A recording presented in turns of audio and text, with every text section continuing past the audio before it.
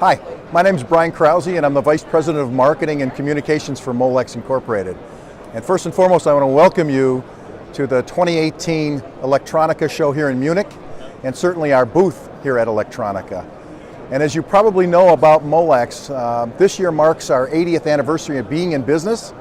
So we started out as a manufacturer of flower pots and toy guns for kids back in 1938, and we've matured over the past 80 years, actually getting into interconnect, and now over the last 15 to 20 years getting into solutions and up integrating into our customers' machines and boxes.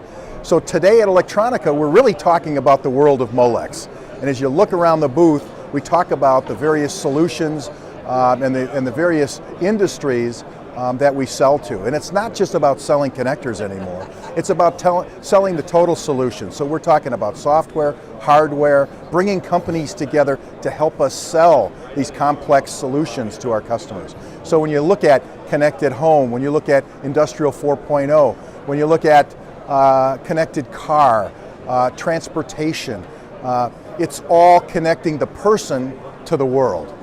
And that's what we're really highlighting here at Electronica 2018.